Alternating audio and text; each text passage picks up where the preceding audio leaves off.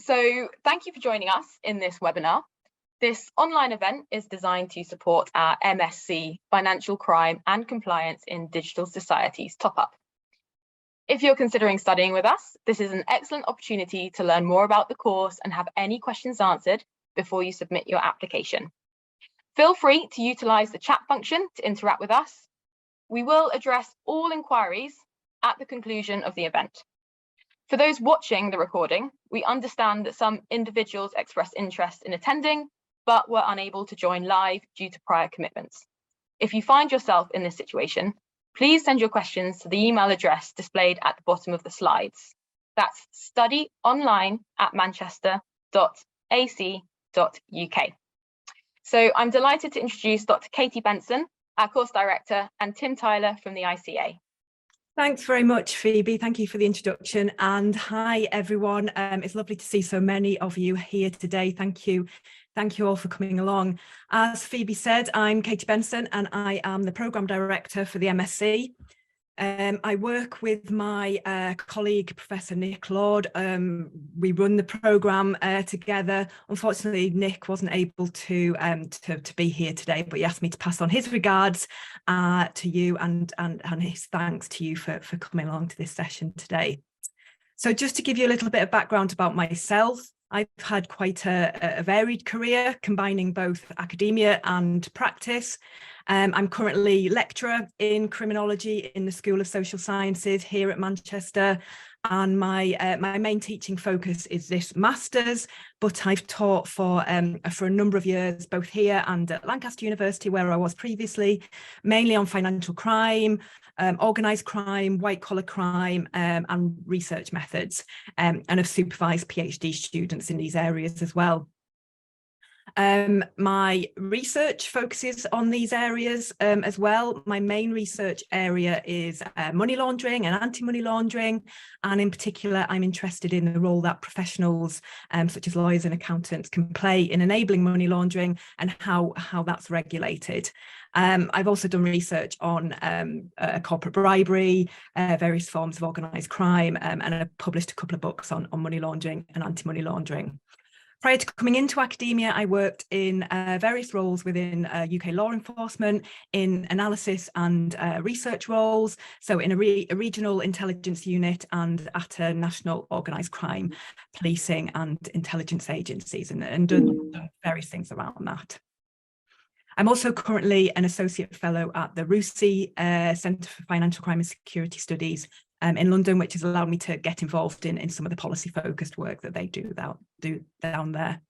So that kind of interface or interaction between academia and practice or policy has been a theme throughout my career, which is part of why I enjoy running this MSc so much, as that interface is such an important part of what we're trying to do with the course. So really nice to meet you all, and I'll pass over to Tim now to introduce himself. Okay, thank you. And thank you for the opportunity to join you today. My background has some similarity to yours, Katie. There's some overlap in terms of our law enforcement experience, but in other respects, it's quite different. I'm the Director Qualifications for the ICA, and I'll be talking about what the ICA is in a little while. I've been with the organisation for the last 6 years. Prior to that, I was head of anti-money laundering for the Gambling Commission, so I had oversight of the UK gambling industry in the context of anti-money laundering and counter-terrorist financing. Quite an interesting time. But prior to that, I worked for 30 years in law enforcement. Early on, I spent much of that time as an investigator in the context of mainstream, serious and routine local crime, but also around financial crime, particularly corruption, fraud, money laundering. Over the 30 years, I moved through organizations. I spent a lot of time in what is now the National Crime Agency, and my roles included forming and heading up the Proceeds of Crime Operational Command within what was then the Serious Organised Crime Agency. My final role was as the head of the UK International Crime Bureau, which is that part of the UK law enforcement infrastructure that deals with international inquiries, fugitive inquiries, and the sort of miscellany of other things that are crossing national boundaries. So that's using Interpol, Europol, and Schengen channels. So that's a little bit about myself. I hope that I'll get a chance to learn a little bit about yourselves, if not today, then at some future point in the courses that we'll be talking about. Thank you. Thanks, Tim, and thank you for coming along, joining us today. So we now just wanted to tell you a little bit about the unique nature of this top-up MSc, which is based on this innovative partnership that we have between the Department of Criminology here at Manchester and the ICA. And so it brings together the academic expertise and experience and support functions from the Department of Criminology, but also from the wider university as well, brings those together with the expertise of the ICA. The university has had a relationship with the ICA for a number of years now in different areas of the university, but this is the first time that the Department of Criminology has worked with the ICA to develop and run a programme. And it's a natural fit for us to do that. There are very few, if any, really, criminology departments in the country, in the UK, that have the research and teaching expertise in financial crime, fraud, organisational misconduct and non-compliance, and digital technologies, digital crime, cybersecurity, etc., in the way that Manchester does now. It's really, Manchester's really starting to cement its position as a centre of excellence, both in digital security and in financial crime and compliance. Nick Lord, who I mentioned earlier, who I work on this programme with, is the director of the university's Centre for Digital Trust and Security, which is a nationally recognised research centre, which is cross-disciplinary, across various departments across the university, but it's led from the Department of Criminology. So we have that kind of dual focus, both on the financial crime and compliance side of things and on the digital side of things, with the expertise and experience in the department. I have to say that the department was ranked #1 in the UK for criminology in one of the main higher education ranking tables in 2022, and I think that reflects the quality of the research and teaching that's done in the department. So what we bring to the table in this partnership is the latest research on financial crime, compliance and digital security, theoretical perspectives that will allow you to think differently about the risks that your organisation faces and the compliance work that you do. And also the research methods expertise that will train you to use rigorous social science research methods to carry out a dissertation on an area of particular interest to you. And I'll talk about that more later on. So Tim, what you can tell us now what the ICA brings to the table in this partnership. Of course. So the ICA has been around for 20 years. During that time, we've delivered training to around about 160,000 individuals across the world, drawing from about 150 different jurisdictions. We're headquartered in the United Kingdom, but we've got offices in Singapore, in Dubai, and partnerships in many other jurisdictions around the world. Our training varies from ongoing learning, informal, very often digitally led informal learning, through to certificate, advanced certificate, diploma, and to the postgraduate diploma, which is the highest level of qualification that we award. And we do that in partnership with Manchester. So all of our advanced certificate, diploma courses, and the postgraduate diploma is awarded accredited by the University of Manchester. And that means that we adopt practices that are seen as good, that we can defend. We are regularly audited by the University of Manchester, and we need to demonstrate holding to certain standards around what we do to meet academic as well as practical requirements. Our focus is not just on understanding. We're very clear in defining our goals within our qualifications around three key elements: understanding, skills, and behaviors. So it isn't enough for us to simply pour knowledge and awareness into people's heads. That's useful, but of course it's only useful if we can then enable change in decision-making, changes in behavior, competence within the workplace. And that's a key focus for what we do. The other part of what the ICA does is as a membership organization. Currently, we have 20,000 members from around the world. That means that we have a representative role. We have a standards role in terms of managing behaviors. But also we offer it through our membership an accreditation for the skills that individuals have developed. Part of the membership offering means access to quite significant resources, about 7,000 separate items of resource, and that's something that we continue to work on as another component within what we offer. So that's a little bit about the ICA. And in terms of what we bring to this, well, we're a long-standing partner with the University of Manchester. The university has helped us to understand and to maintain standards, as I mentioned before. And in particular, the PPGDip program, the postgraduate diploma program, as well as being accredited by Manchester, it is now, of course, a precursor for the wider master's program that Katie is talking about today. And I'll be coming on to talk about that in a few minutes' time. Katie, back to you.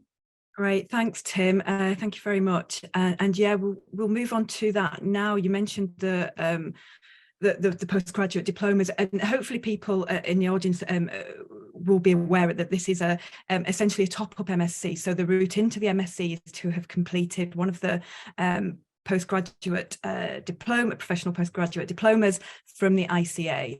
You will bring 60 credits from that into the MSc, and we provide you with the other 120 credits to make up a master's degree. So Tim, would you be able to tell us a little bit about those two diplomas? Of course, thank you. Well, both diplomas have a very similar framework, and they're delivered through the same pattern of activities. And what I'd like to do is just briefly talk about what we're trying to achieve, how we do that, how we work with senior professionals across different industries in order to contribute to this program, and some of the practicalities around being a student within it. So as far as what we're trying to achieve, I think it's really useful to pause before we start looking at the detail, to actually take a step back from it and recognize how important this is. I think a little bit later on today, we're going to be talking about the impact of new technology in compliance. And it's a fascinating area, and I'm looking forward to that discussion with yourself, Katie. But one of the things I think we can assert with confidence is that the compliance landscape, whether that's in general governance, risk compliance, or whether that's more focused in anti-money laundering or counter-corruption or counter-fraud, it's changing.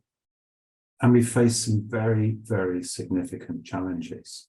And one of the things that I believe is important for the ICA and for other bodies like the University of Manchester is to build, to enable and develop thought leaders for today and for tomorrow. And that's something that this program offers. We're looking to develop thought leadership skills, the confidence, the ability, the experience, and the insight to make good judgments in difficult circumstances. Now, we do that through a number of masterclasses with senior industry professionals, thought leaders themselves, very often at a global level. So there are 8 masterclasses, each of 3 hours. And each of those masterclasses is followed by a tutorial where we unpack the detail of what was set out in the masterclass, where we explore what we should be doing in the workplace, where we disrupt our thinking, where we challenge ourselves. So some of those thought leaders that I mentioned, well, they include a behavioral scientist. It's really interesting to consider compliance in the context of psychological drivers. It's something that's so often missed, and we work with a behavioral scientist to challenge some of the things that we're doing currently and how we need to think differently about changing individuals' behaviors. We work with a government policymaker and a senior board level regulator. Fascinating discussions. He brings a very particular perspective around some of the issues that we explore in both the GRC and the financial crime compliance PP postgraduate diplomas. Sometimes we don't agree, and there's real strength in that. I think we thrive when we can find things that we can challenge ourselves on, when perhaps we don't agree immediately. We work with a former senior military leader who talks about leadership and the challenge of leadership. We work with another fellow of RUSI, David Artingstall, Katie, who I expect you'd be familiar with. He talks about risk, and again, he challenges our perception of risk. We work with a cyber consultant to think about the impact of cybercrime, the cyber threat, and what cybersecurity means to us at a strategic level. I talk about some of the challenges that we face in the context of anti-money laundering. This is within the financial crime compliance, PPGDip. I consider the effectiveness of anti-money laundering and very often divide opinions around, well, what are we doing? What are we trying to achieve? And I try and draw on my experience as an investigator, and at a strategic level within the National Crime Agency, but also my experience as a regulator and now in training. And I bring some very particular perspectives to this. And I hope that illustrates something of what we're doing within this program to disrupt thinking, but also to build on the knowledge and understanding that we already have. There is a requirement for individuals that join the program that you're operating at a senior level, or if not immediately at a senior level, then you anticipate you will be in the immediate future. There's a requirement in terms of levels of study and experience and understanding. And well, let me say, I turn away quite a few applications. I'm not quite sure what the proportion is, but I'm regularly saying no to individuals. And what that means is that those people that join the program, all of us have significant experience. And of course, we bring that experience to the discussion and to the debate that we have within the program. Just finally, and I need to hand back to yourself, Katie, I mentioned 8 masterclasses and tutorials. We assess this through a reflective journal. So this requires us to as the name suggests, reflect on the masterclasses and the tutorials. So consider what we're going to do with that understanding. Maybe what we're doing currently that works, that's effective, maybe something around what we might do different. And the final part of the assessment is through a typically 3-hour interview with some of those thought leaders that we were talking about before, who will challenge and probe. And of course, the requirement there is to demonstrate the level of understanding and appreciation that we expect as a result of studying this course. I hope that's useful. And Katie, I think it's time for me to hand back to you.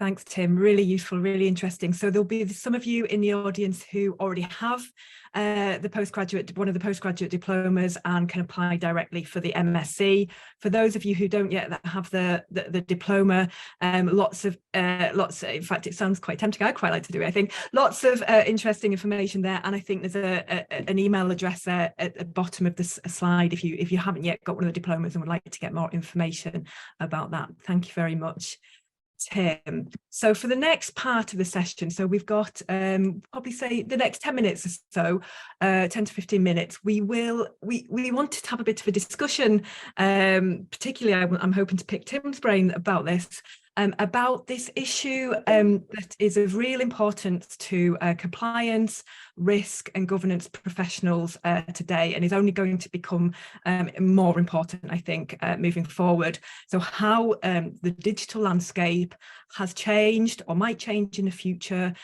financial crime, compliance work, and more broadly, the work of those within risk and governance roles. So we wanted to put a question to you first, and I don't know if Phoebe, you've been able to put that. Is that on the next? It's. If you've been. So I think Phoebe's posting a poll for you. We wanted to put a question to you. Hopefully you can see that. We're interested in knowing what you think. On a scale of 1 to 10, how ready do you think the compliance community is for the current digital landscape and the evolving digital landscape? So for the impact of these new and emerging technologies that are coming through, such as digital currencies and AI. So 1 as not ready at all, 10 as completely ready. Would just be interesting to know your thoughts on this. And some variation coming through, Tim. And actually thinking about the question, Tim, in a fast moving digital world that we have, even digital currencies and AI can seem quite far apart. We've had cryptocurrencies and digital assets for a few years now, although they obviously continue to evolve. The regulation around those continues to evolve and develop. But AI is really is a really new thing that right across society we're having to think about it and responding to. So even, you know, we could perhaps be more ready for digital currencies than we are AI. So interesting to see what the audience's thoughts on how ready the compliance world is.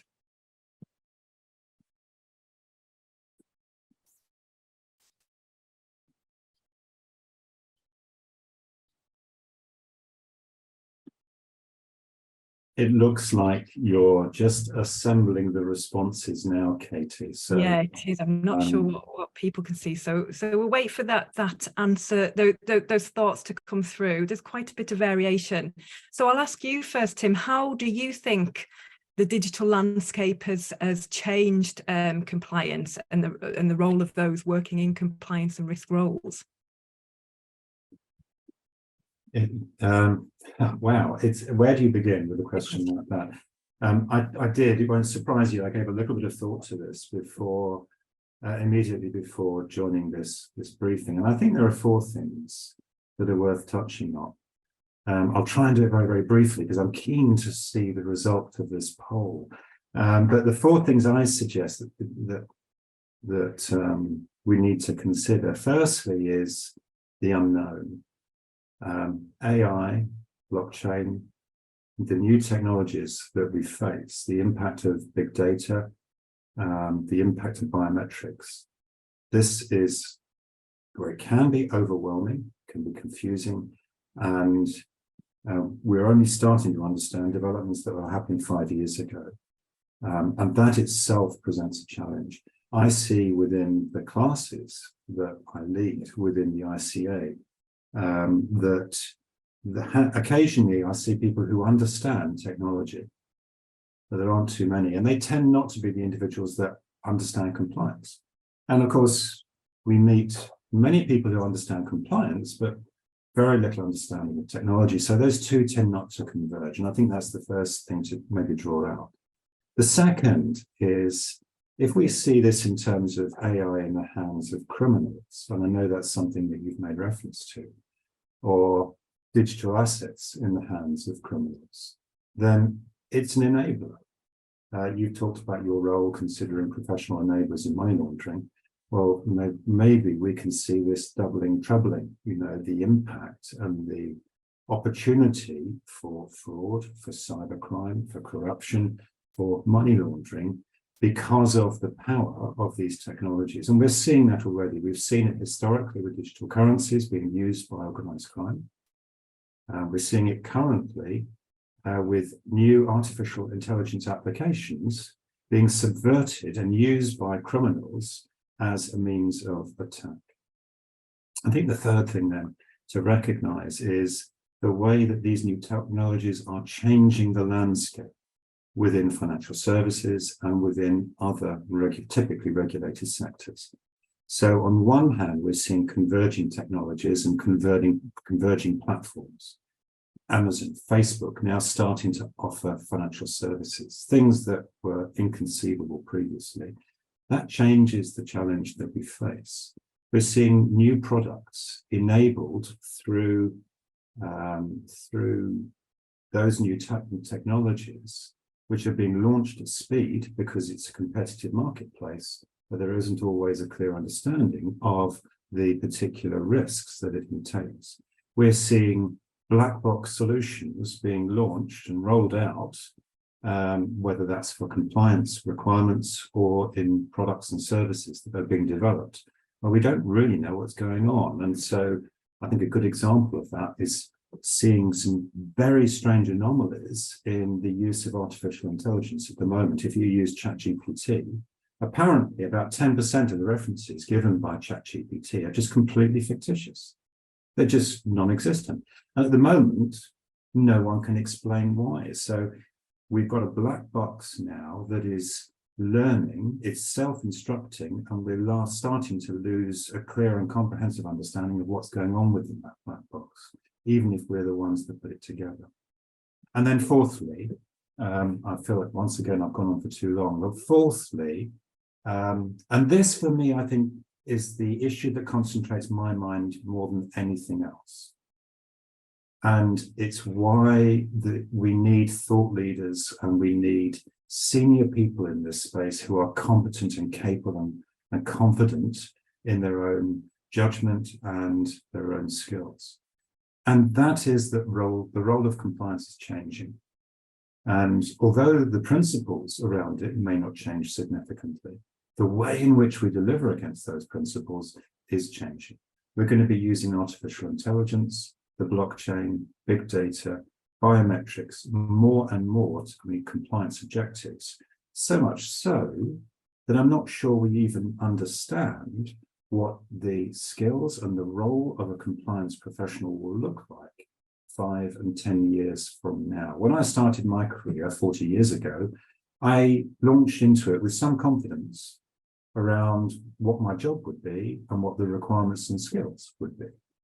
I think we're starting to lose that now. And for me, I think that maybe is the biggest challenge that we face. But I'm going to stop talking now. Let's talk for long enough, Katie. Very keen to hear those results. No, it's really interesting to me. And interesting, one of our students did their dissertation on how developing financial technologies is impacting and could impact on the role of frontline compliance professionals in banks. And it's really interesting to read that and read about like you say, the potential challenges in the way that the compliance role might change, but also the importance of remembering the human role in compliance, that while we have all these technologies, there will still be a human role for compliance as well. So that was really interesting. One of the things that we talk about in the course is the emergence of the fintech sector and the potential compliance solutions that they provide, both in terms of RegTech for the regulated sector and SupTech for the regulators, and lots of kind of good things in there, like automated transaction monitoring, using AI and machine learning for risk identification and monitoring. So lots of kind of benefits to these new technologies, but also some potential risks. One of them is this idea that if when you're kind of getting compliance solutions, technological solutions from a third party, you're kind of putting your reliance in a third party, you're putting your reliance in a third party perhaps. Do you have any thoughts on that, these kind of increasing kind of provision of compliance technologies from the fintech sector? Yeah, it's inevitable, isn't it?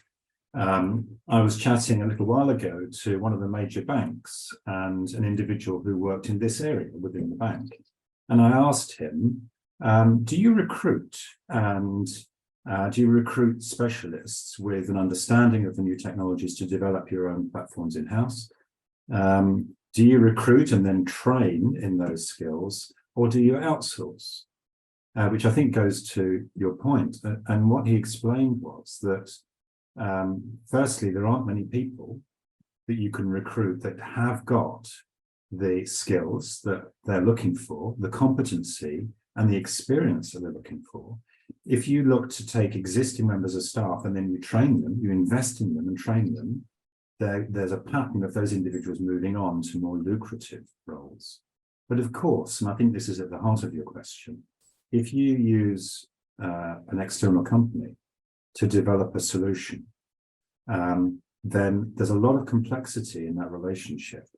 You're dependent on that company to deliver something that you are accountable for. So you mentioned transaction monitoring. If you go to an external provider to develop a system to monitor your transactions, if they get it wrong, the regulator is going to come after you. It doesn't matter that it wasn't your mistake, that you may have done everything that you could to manage that contract. It is still you that holds the can if things don't go well. So that's a difficult relationship. And of course, how you handle that, how you manage that, will vary from one company to another. For me, I see the importance of an intelligent client capability, and by that I mean that's a capability within the bank or wherever it is that you're looking to outsource, which can match the company that you're outsourcing to. So you've got one or two individuals that have a strong understanding of what goes on within that box, so they can challenge, they can ask the right questions, and they can hold individuals to account. And if you just don't have that, then you're a hostage to the contract and to your relationship with that external provider. And finally, of course, we've got this question of the black box solution. Some providers are very reluctant to open the box and show their customer what's going on within it because they feel they're losing control, they're losing IP. Having said that, some banks are saying, well, we're not prepared to do business with you if you're not willing to do that. And so it's another challenge within that relationship. However, even on that, we were talking a little while ago about we might think we understand what goes on within that black box. We may have actually designed the black box, but now it's actually starting to take a life of its own. And that presents a whole new range of issues. I'm not sure, did that quite answer your question, Katie? I'd love to know what your thoughts are. Yeah, I agree, and it's interesting. It goes back to something you said earlier about the compliance professionals that you meet on the courses that you do, who have no understanding of technology. And I think it's probably the same in your course as it is with us. We can't expect compliance professionals to have the detailed technological understanding that people who work in AI and machine learning and all that stuff. I have conversations with people in our computing departments and don't understand half of what they talk about. You know, they have the real expertise in that, but the importance of compliance professionals having that general understanding to understand the role of technology to kind of bring the two functions together, I think. And I think the risks you talked about bringing in third party solutions are very real, and I think people working within financial institutions of the regulated sector need to be aware of those and have some understanding of those risks and some of the digital stuff to be able to make sure that's done appropriately. We've had 80% of participants answer the poll. And actually, we've got answers right across numbers 1 to 10, right across the scale. The majority are kind of 6 and 5, so kind of halfway along, but we've got answers right across the scale. So I think that really shows people's different, perhaps people's different experiences and people's own different levels of readiness and preparedness, either with it for themselves or within that organisation. Does that surprise you that we've got that range, that range across the poll? Yeah, it does a little. I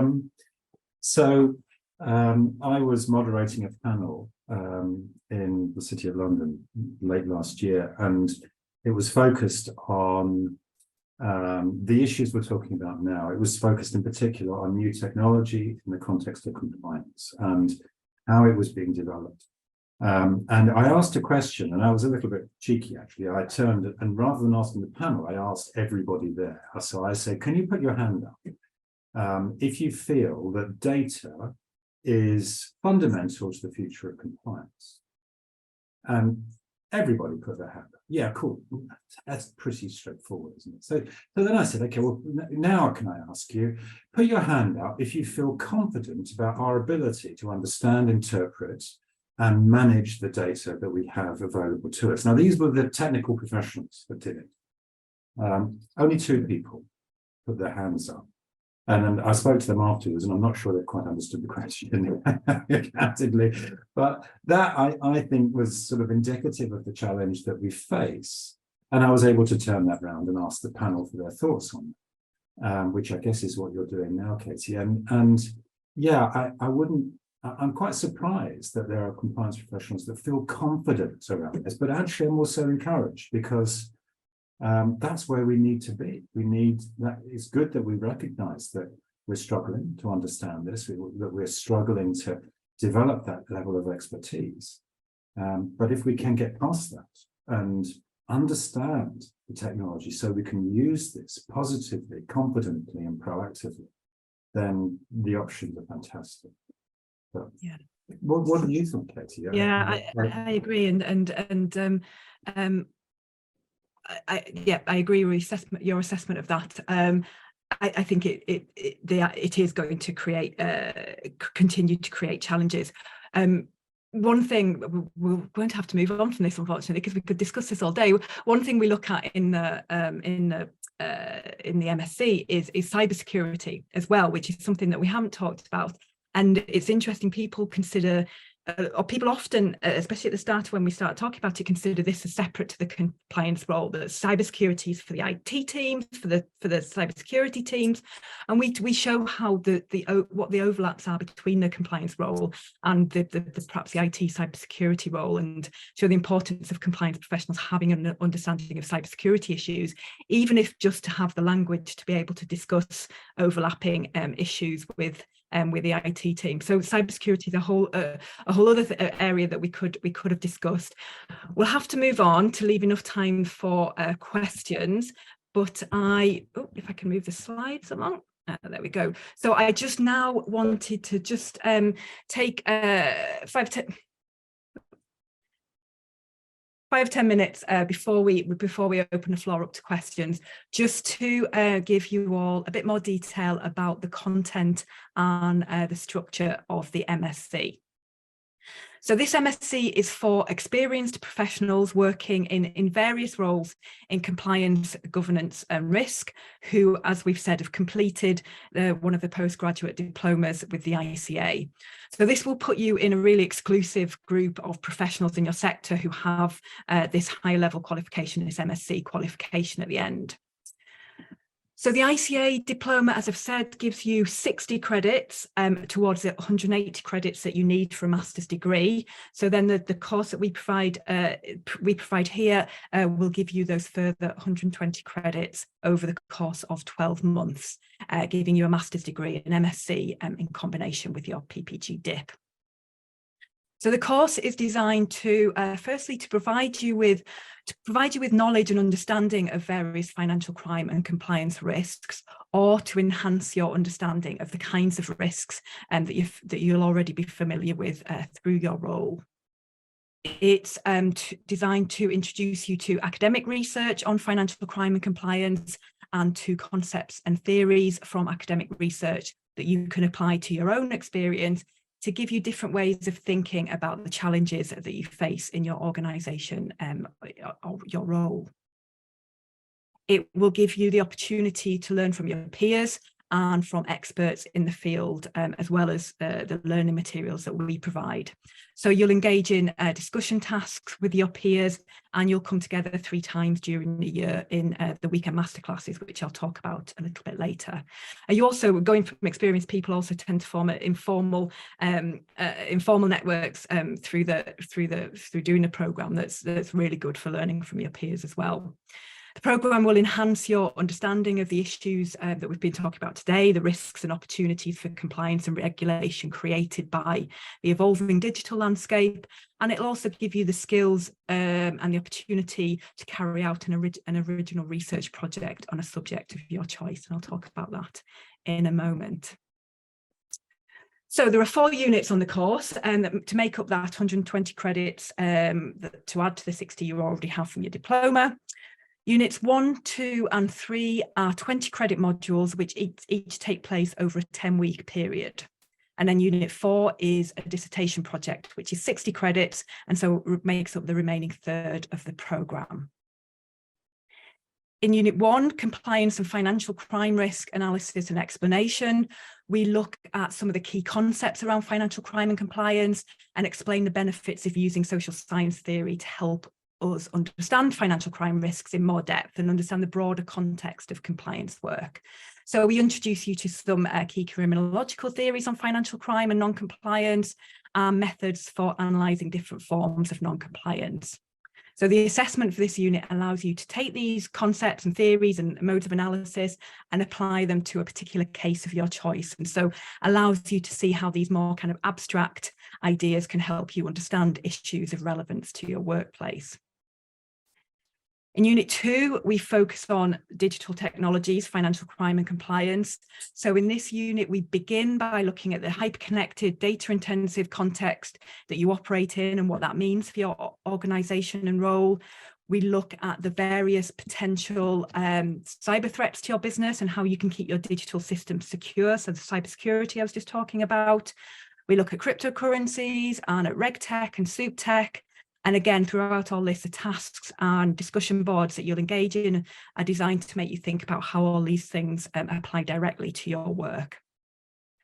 Unit 3 begins to get you ready for carrying out your dissertation. So we'll look at some of the different methods of carrying out compliance research and some of the challenges with doing this kind of research. We'll take you through the process of identifying research questions, selecting appropriate research methods, and designing financial crime research. And we'll also talk about some of the compliance data and corruption statistics and things like that that are already out there, and how you can interpret those and how you can use those. Then Unit 4 is a dissertation project, and there are 3 pathways for you to choose from. You can do an individual research project, a traditional dissertation of 10 to 12,000 words, which involves you doing some empirical research. You can do a short dissertation of 6 to 8,000 words with a couple of research methods focused mini units alongside that. Or if some of you want to focus on the same area, you can come together and do a group dissertation. And we've had some really interesting examples of dissertations in the last couple of years. People have looked at the implications of new technologies for compliance staff, as I mentioned before, the implications of the post-pandemic work from home landscape on compliance risks and on the compliance role, the beneficial ownership regime, the SARS regime, management of PEPs, money laundering risk assessment. So we've had some really interesting dissertations. For units 1 to 3, the majority of the materials are online for you to work through at your own pace. This includes textual materials, videos, various tasks for you to complete to consolidate and check your learning, reading lists, and discussion boards for you to discuss ideas and issues with your peers. So we've tried to make it as flexible as possible for you to fit it around your work, fit it around different time zones. And then you also have the opportunity to meet with course tutors once a week to have every week to have an individual discussion if you wish to do that.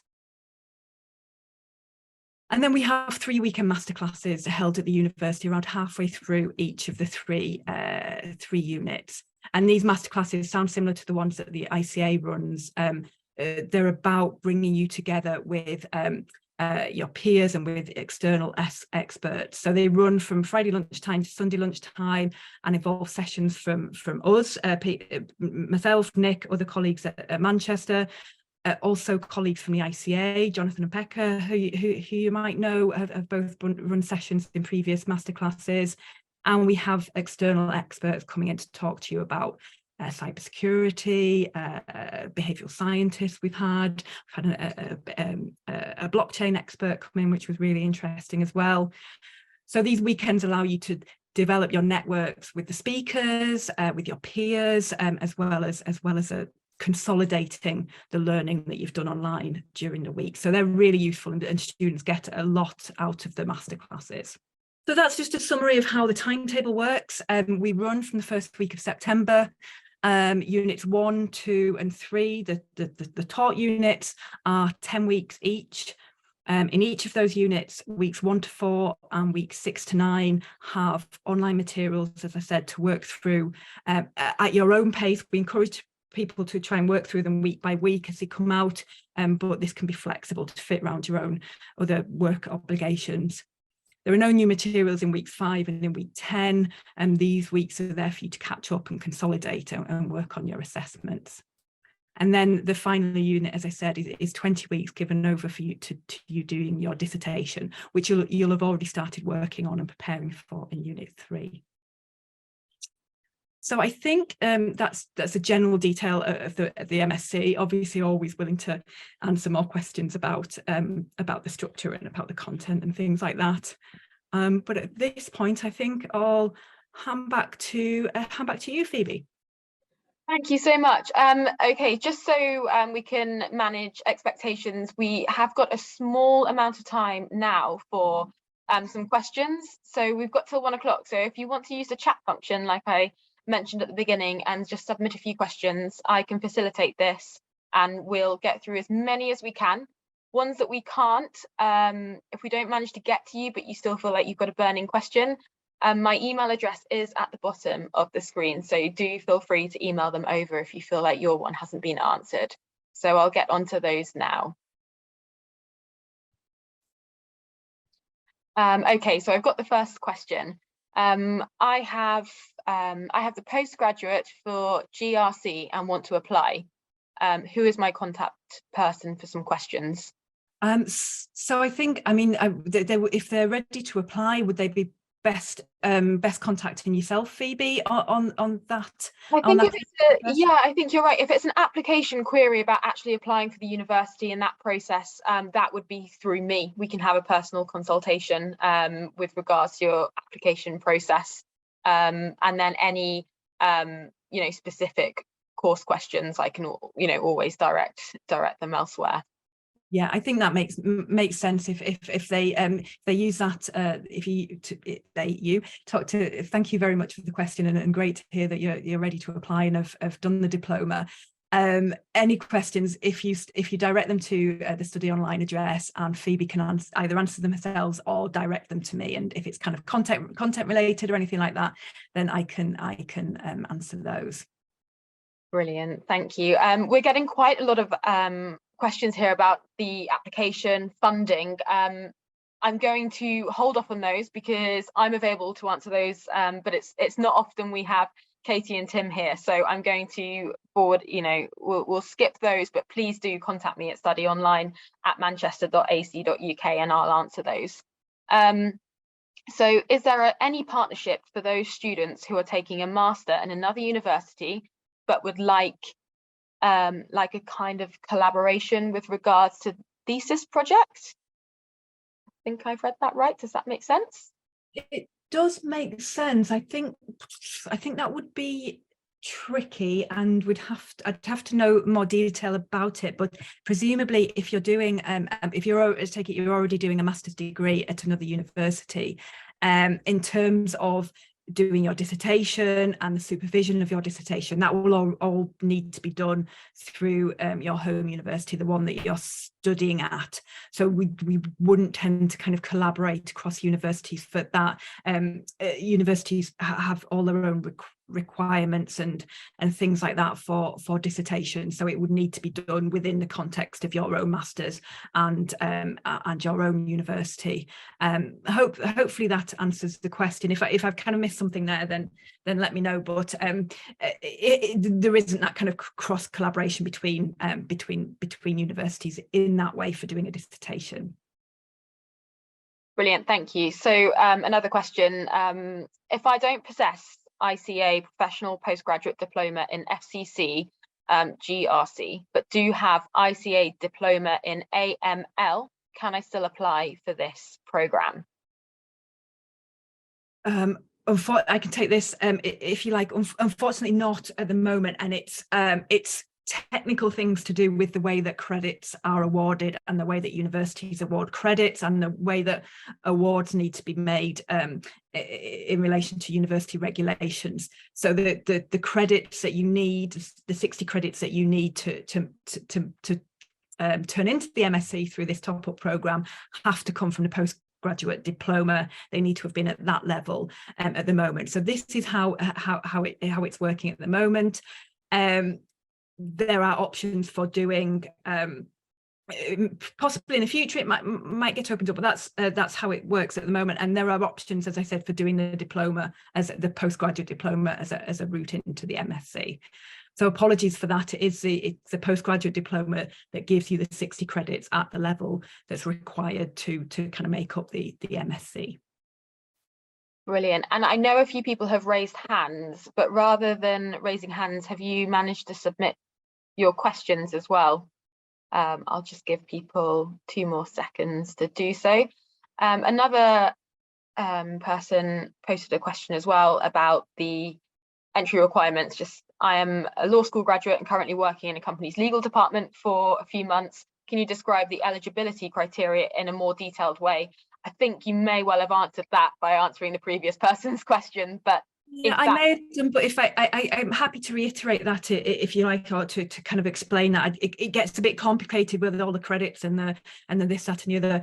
Basically, for this MSc program, the entry requirements is one of those 2 postgraduate diplomas that Tim spoke about. If you are interested in going down this route and getting those kind of professional qualifications and moving into the MSc, I would get in touch with the ICA, have a look at the ICA's website, have a look at all the different things that they provide, and have a look at the postgraduate diplomas on that, and that would be your route into it, to have a look at to do the postgraduate diploma as the kind of the starting point of the route into the MSc.